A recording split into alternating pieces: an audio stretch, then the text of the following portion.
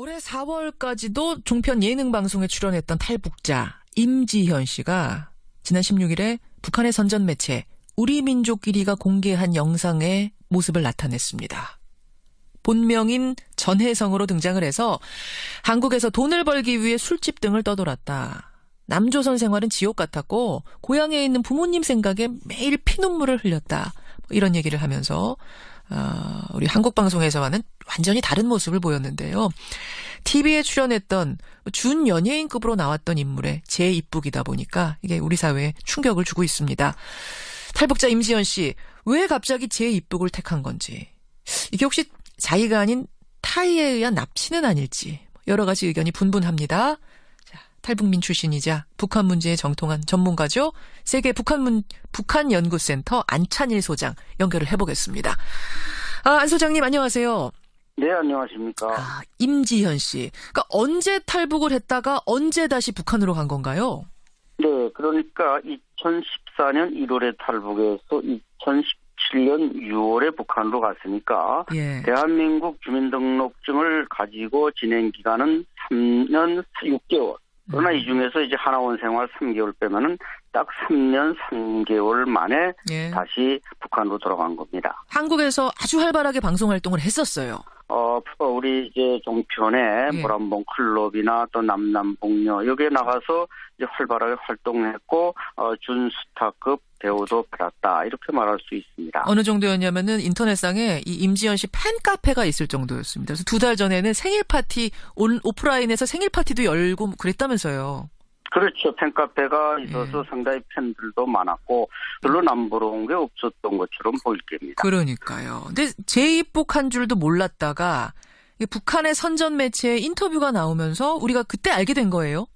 그렇습니다. 갑자기 이제 북한이 대남 대외 채널이긴 합니다만 이 채널에 이제 등장을 해서 주변 사람들을 깜짝 놀라게 했습니다. 자, 그러면 북한의 선전 매체에 나온 임지현 씨 인터뷰 일부를 우리가 잠깐만 들어보겠습니다. 저는 2014년 1월 남조선으로 갔다가 2017년 6월 조국의 품으로 다시 안긴 전혜성입니다. 남조선에 가면은 잘 먹고 돈도 많이 벌 수 있다는 환상과 상상을 가지고 남조선으로 가게 되었습니다. 남조선 사회에서의 하루하루가 지옥 같았습니다. 특히 예, 좀 잠깐 들으셨죠? 남조선 생활은 돈도 많이 벌 수 있을 것 같다는 거 환상이었다. 술집을 전전했지만 떠돌 수밖에 없는 상황이었고. 안 소장님.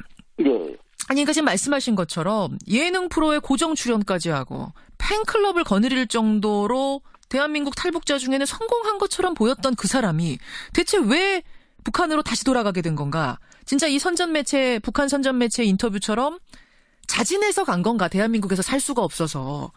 아니면 납북이라도 된 건가? 어떻게 추정하세요? 네, 일부 학자들은 이제 간첩이 아닌가 이렇게도 말하지만 제가 볼 때는 절대 간첩은 아닌 것 같고요. 절대 간첩은 아니라고 생각하시는 이유는 뭡니까? 간첩이었다면 적어도 대한민국에 와서 3년 만에 소환될 리는 없다. 저는 그렇게 생각을 합니다. 하긴 간첩이었다면 지금 제대로 정착한 거니까 쭉 있지 소환돼서 갈 리가 없네요.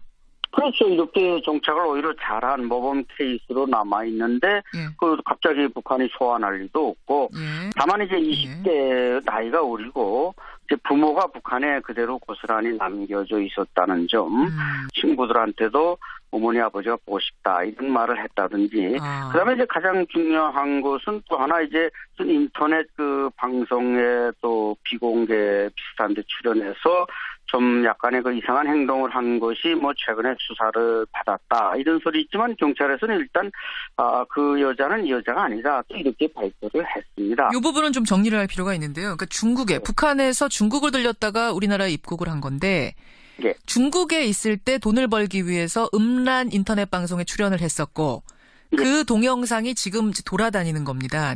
이것은 그 인물이 맞다라고 맞는 것으로 확인을 했고 다만 한국에 온 후에 남한에 온 후에 출연했다라고 지금 소문이 난 거 그거는 아니라고 경찰이 발표를 한 거죠?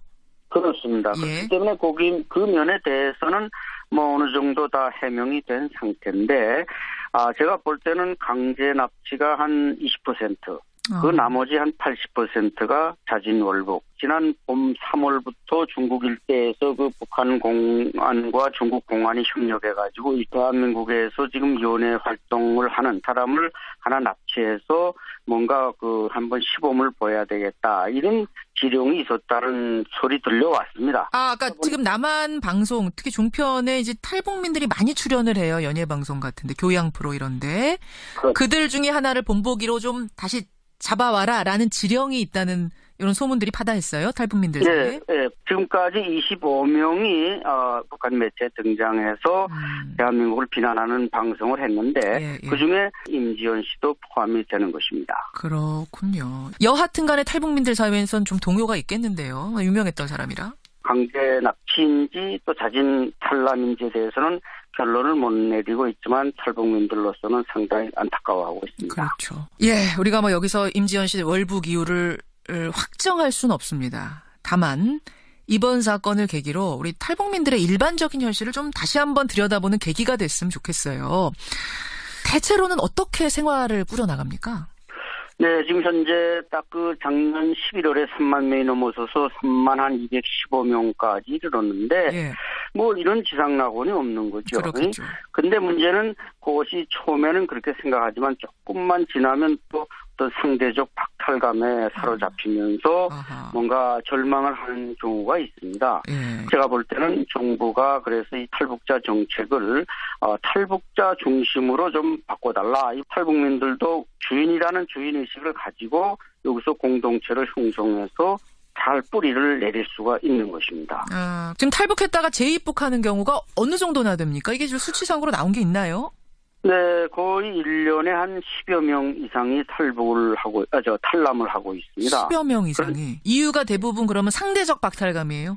아마 전체적으로는 상대적 박탈감이라고 규정할 수 있지만은 부모 형제가 그리워서 돌아가는 사람, 그다음에 또 뭐 돈을 좀 벌어 가지고 이제 북한에 가서 좀 장사를 좀 해봐야 되겠다. 그런 경우 예를 들어서 한 1,000만 원만 들고 가도 이 1,000만 원은 북한에서 뭐 한 5, 6명의 한 가족이 1년을 먹고 살 수 있는 돈이니까 좀 이렇게 돈을 손에 쥐면 그 북한도 돌아가서 뭔가 자기가 금이환영하는 그런 기분을 느껴보려는 사람. 뭐 그 외에는 또 이렇게 임지연 씨가 지금 의혹을 받고 있는 것처럼 뭔가 자기에게 잘못이 있거나 과거에 드러나면은 여기서 더 이상 살 수 없다고 해서 탈출하는 경우. 이렇게 여러 가지로 분류가 되고 있습니다. 그런데 그렇게 재입국했다가 다시 돌아오는 경우도 있다면서요? 재탈북. 그렇죠. 그게 이제 중요한 건데 제가 볼 땐 저는 주위에 제가 지금 말하는 게 임지연 씨도 1년 후면 돌아온다. 저는 그렇게 말하고 있는데. 어떻게 그렇게 단정적으로 말씀을 하세요? 왜냐하면 이게 자유의 공기를 마셔본 사람이 다시 북한으로 돌아간다는 것은 감옥에서 나왔다가 다시 제발로 감옥으로 걸어 들어가는 것과 사실 똑같습니다. 당장은 뭔가 급박한 동기가 있어서 탈남했는지 모르지만 북한 사회에서 그런 사람들이 적응해서 산다는 것은 정말 그 사막에 씨앗을 뿌리는 거나 똑같은 일처럼 상당히 어려운 일입니다. 뭐 지금 사례를 소개해 주신 것도 그렇고 임지연 씨 경우도 그렇고 이게 아주 일반적인 경우는 아닙니다. 특수한 경우인데 다만 분명한 건 오랫동안 다른 문화 속에서 살던 남한과 북한 사람이 한 사회에서 공존하는 게 이게 쉬운 일이 아닌 것만은 분명합니다. 통일을 연습하고 대비한다는 생각으로 이 탈북민들의 자연스러운 정착, 어우러짐의 방법, 그걸 한번 우리가 고민해보는 계기로 이번 사건을 삼았으면 좋겠다 이런 생각이 드네요. 안찬희 소장님 오늘 고맙습니다. 네, 감사합니다. 세계 북한연구센터 이분도 역시 탈북민 출신이세요. 안찬희 소장님. 참 어디 있게 그 장난을 정말. 이리 와요 빨리. 아유, 오기 싫었습니다. 정말 오기 싫었어. 난 이제 막 조용히 살고 싶어. 조용히. 그건 어려울 것 같은데. 나 좀 찾지 말아줘. 나를 잊어달라. 어려워요. 나 없으면 안 된다는 생각은 이제 버려. 더 좋은 사람 만나야지. 그러지 말고 함께 합시다. 싫어. 가란 말이야. 너 때문에 되는 일 하나도 없어. 예? 광고 패러디. 아이고 나 참. 죄송합니다. 아이고 은근히 그 기분 나쁘네. 그 패러디라고 미리 얘기를 하고 하든가. 응? 얘기하고 할게. 한다. 가란 말이야. 갔잖아. 어딜 더 가 내가. 내가 어디 가. 안 할게. 하지 말자. 아유 몰입했더니 그냥 울컥하네. 그렇지, 나도 약간 그랬어. 그 아까 날 보면서 너 때문에 되는 일이 하나도 없어. 그럴 때 연기 아닌 줄 알았어요. 나 연기 많이 늘었지. 나도 하고 싶더라고. 아, 해, 그럼 해. 너 때문에 되는 일이 하나도 없어. 나 때문에 되신 거예요, 그나마. 뭐가요? 아닙니다. 뭐 국정원 댓글 사건 여론 조작? 아, 왜 그래? 아니라니까. 아니긴 뭘 이미 다 아는 거. 9년 동안 정보원을 어디다 어떻게 써먹어서 망가뜨렸는지 지금 그것도 조사 중이고. 근데 희한하지. 뭐가요? 되게 일이 큰 게 터져도 언론에서 내 얘기는 잘 안 한다. 그러니까. 하려다가도 늘 비켜가. 그 얼마 전에 MB 정부 때 그 정보원 정치 개입, 선거 개입했던 증거 문건이 빵 터졌는데도. 조용하잖아. 그러니까. 엄청나게 터져서 내 거는 조용하다. 솔직히 이 정도면은 이 국정원 선거 개입 특검을 가도 이상할 건 없는데. 야, 삼당한테 얘기해봐. 이런 거는 특검할 생각 없냐고. 에휴, 하나만 하지. 하나만 하지. 진짜로 해야 될 건 직설은 못하는 게 우리 야 삼당의 매력이다. 응? 그 정보원 정치 개입 말고도 이 최근에 그 얘기도 나오던데 그 정보원 직원 빨간 차 타살 의혹 사건. 그치. 그 새로 다시 털어봐야 될 거 참 많아요. 왜 아니겠어. 9년이나 세월이야. 그 시간 동안 별별 일 좀 많았다.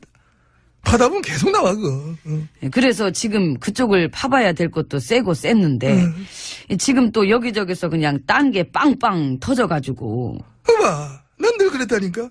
포커스를 잘 안 와, 나한테는. 올라하다가도 저기서 딴 게 또 빵 터져. 나를 도와줘.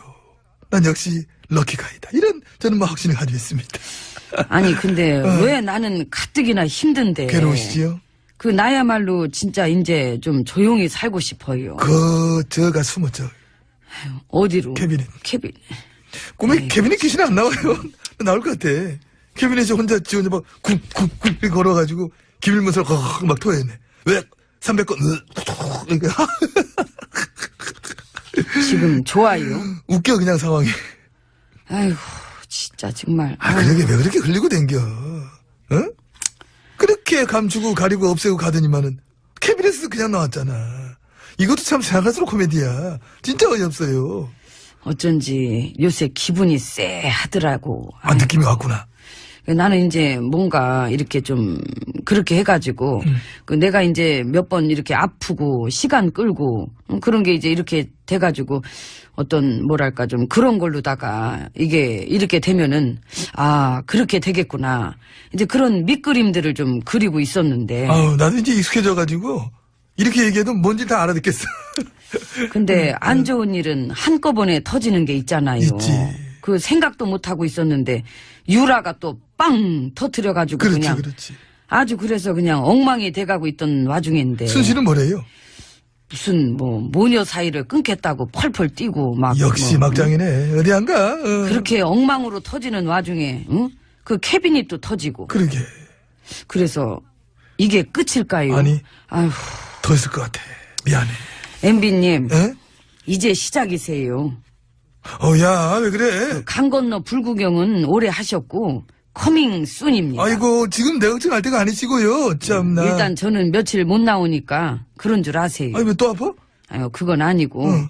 내가 지금 여기 백반집 오기에는 상태가 너무 안 좋아. 생각할 것도 많고 뭔가 앞으로의 계획도 새로 세워봐야 되고. 어디 가요? 예. 어디 가? 캐비닛?가? 캐비닛. 아이고 진짜 정말. 아니, 그 안이 참 아니, 숨어있기 참 좋은 장소잖아. 응? 어렸을 때 해봤잖아. 술래잡기 그런 거 할 때. 응? 시끄럽고요. 아무튼 제가 자리를 비우는 동안에도 이 나라의 안녕과 발전을 위해서. 그걸 나한테 부탁하려고? 아. 나도 그건 좀 무리가 있었어. 나라 발전과 안녕 쪽으로 난 무리 있지, 그는. 그럼 여기 백반집만이라도. 그건 또 되지, 내가. 그릇이 딱 그 그릇은 되지. 힘든 일 있으면은 연락하세요. 안 받을 거죠? 예. 알겠습니다.